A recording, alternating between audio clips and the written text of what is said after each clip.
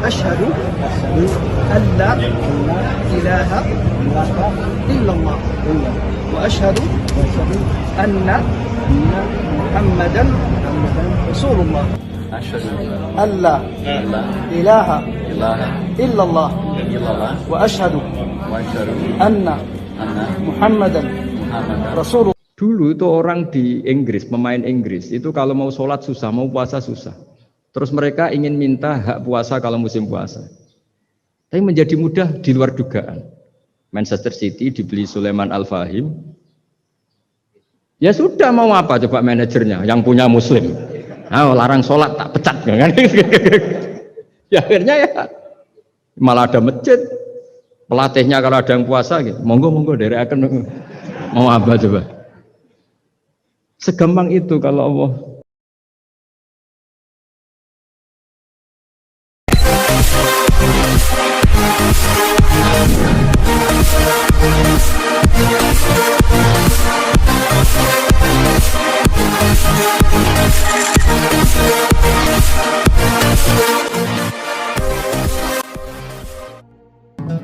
Bismillahirrahmanirrahim. Assalamualaikum warahmatullahi wabarakatuh. Terima kasih atas kesempatannya. Gus Baha izin bertanya, bagaimana cara paling efektif membendung pemikiran-pemikiran neo-khawarij di lingkungan kampus? Matur suwun. Wassalamualaikum warahmatullahi wabarakatuh. Wah, itu jawabnya paling gampang. Biasanya kewajiban itu dibebankan sama yang terkait. Jadi itu enggak saya itu pasti. Saya kan kiai pesantren, kamu kan orang kampus, berarti kewajibannya di Anda bukan di saya. Di mana-mana kewajiban itu dibebankan sama, ya, sudah ya itu jawabannya gitu. Jadi kalau istri kamu yang rewel, jangan tanya saya, istri saya rewel gitu. Kewajibannya ya kamu cari solusi gitu. Kalau Anda punya Pak Komisaris kurang memikirkan jenengan, ya jangan tanya saya, jangan tanya ini. Begini ya, sebetulnya kita juga kadang salah mengkategorikan. Ada neo-khawarij, ada Islam ekstremis, ada moderat. Itu omongannya peneliti ya. Itu kan peneliti itu harus mengkategorikan, terus sampling ilmiah harus diputuskan ini kategori apa, solusinya apa. Tapi itu analisis. Sebetulnya masalah itu tidak sesulit itu ya. Kalau Allah menghendaki gampang saja. Misalnya Anda berpikir neo-khawarij, kemudian anak Anda sakit, yang ditakdir nyuwun sewu harus hutang tetangga, kebetulan yang ngutangin itu orang Islam moderat. Ini yang sering lupa, para analis itu, saya ulang lagi, para analis itu, mbok ya ngregani pangeran. Saya itu sering ketemu para analis. Sering saya ingatkan, mbok ya kamu itu ngregani Allah. Allah itu punya hak untuk kreasi, punya hak untuk ngatur, punya hak untuk menentukan. Kita misalnya begini, kadang berpikir, orang neo khawarij tadi itu bisa nggak ekstrim kalau bacanya buku ini atau ngikuti pikirannya tokoh ini, itu kita. Tapi kalau Allah itu enggak. Saya beberapa kali ada kejadian orang begitu benci misalnya sama Muhammadiyah atau benci sama NU atau benci apa. Itu marine mergo anaknya pacaran terus nikah. Mulane corong Jawa gedeng tapi nyanding. Itu dulu banyak kiai yang benci Muhammadiyah. Barang anaknya besanan ya baik-baik saja. Karena nanti cucunya jadi Muhammad NU. Itu buahnya ada 1-2 itu. Sama nanti orang yang kuras gitu ternyata pas butuh bantuan yang nolong itu Islam moderat. Akhirnya kan karena Al-Insan Abdul Ihsan itu ya respect.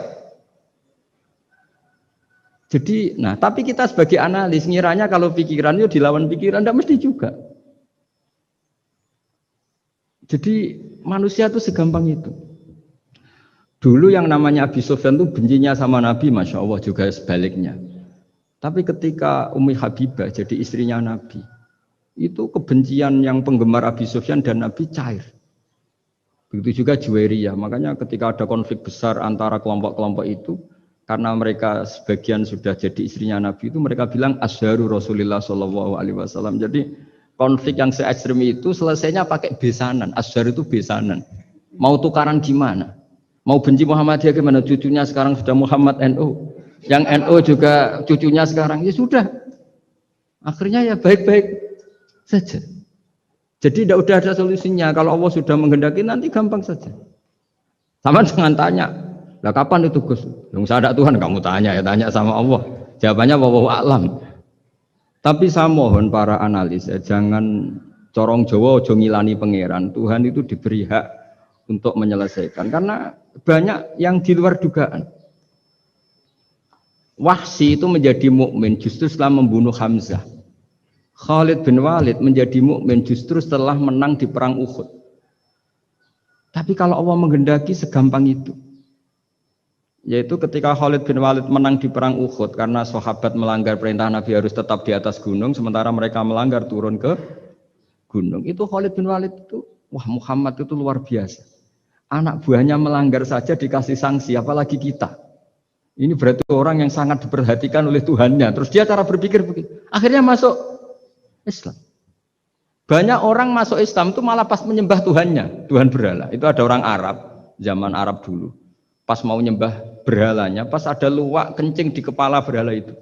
Terus dia, aduh punya Tuhan kok gak keren, gimana? Terus masuk Islam. Jadi dia dapat hidayat pas keliru. Kalau dalam cerita kewalian ya Sunan Kalijogo itu, dia jadi muridnya Sunan Bonang. Kenalan pertama karena begal Sunan Bonang. Pas begal malah jadi murid. Jadi kalau Allah itu punya sekian cara. Kadang kiai itu gak bisa mengislamkan orang, tapi banyak mahasiswa punya pacar non muslim itu yang islamkan pacarnya. Ribet kan kalau sudah mau apa coba itu memang. Ya sudah, Allah itu diberi hak untuk tetap Allah sebagai Tuhan itu tidak usah. Mbah Mun itu diantara yang sering dikatakan beliau itu dulu saya juga agak protes dengan tanda kutip, tapi beliau ngendikan ya saya sami'na wa ata'na. Kata beliau gini, hak sok itu sing gawa agama nang Indonesia itu pegawai negeri. Yang bawa agama kemana-mana itu pegawai negeri. Saya sempat protes.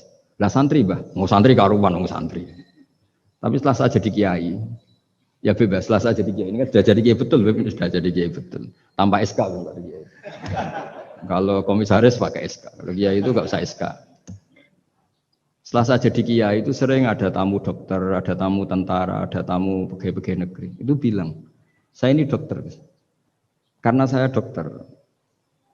Kadang datang di pedalaman Papua, NTT itu kan atas nama dokter, yaitu di puskesmas desa-desa tertinggal. Karena mereka muslim berkebutuhan Islam, yaitu ada sholat, ada masjid, akhirnya dibikinkan. Dan orang ke sana, orang di sana yang mau apa coba? Wong itu negara. Coba kalau yang datang kita sebagai kiai, dianggap misionaris kan? Artinya begitu juga di Belanda, misalnya ada di New Zealand atau di Jerman. Saya punya banyak kawan yang duta di kedutaan. Gara-gara persahabatan, mereka duta besar, mereka Muslim. Gara-gara Muslim berkebutuhan bikin masjid. Akhirnya di negara-negara non-Muslim juga banyak masjid dibikin kedutaan, dibikin mahasiswa. Nah, tapi kalau kita jadi analis, mungkin kita hanya agama ini diajarkan oleh ulama, dibawa oleh santri. Tapi tidak seperti itu. Nyatanya Allah dengan kehendaknya bisa saja menyalurkan agama ini lewat PNS, lewat macam-macam. Jadi Allah itu maha kuasa. Makanya kita ini hanya bersaksi bahwa innallaha ala kulli syai'in. Nah kita sebagai kiai memang bantu mengenalkan ahkam fikihnya yang detail-detail itu. Tapi kalau menyebarkan Islam itu Allah punya cara. Saya kemarin pas ketemu Habib Quraisy di antara yang diceritakan itu. Orang Inggris itu kadang kenal Islam itu ya lewat Muhammad Salah itu pemain bola itu.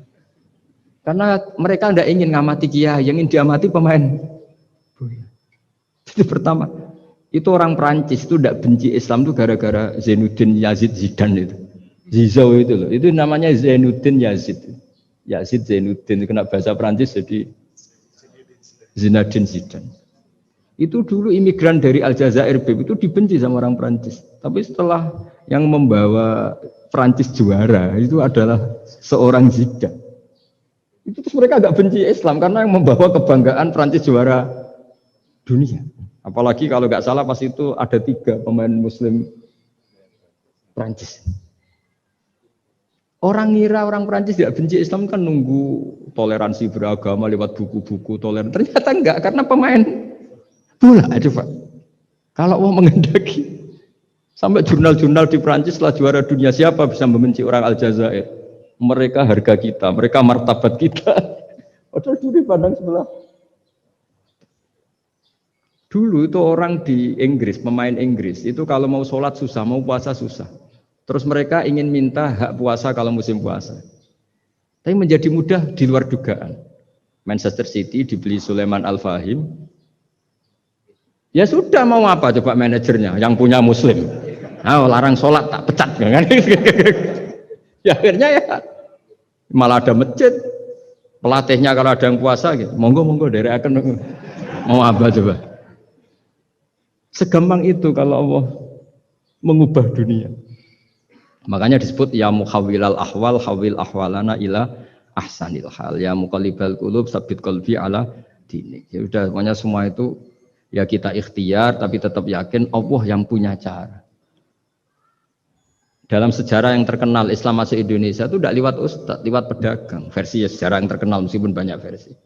Gara-gara ada pedagang, mereka muslim, mau tidak mau ya tetap berkehidupan muslim. Berhubung kehidupan Islam itu menarik, simpatik, akhirnya banyak yang menjadi Islam.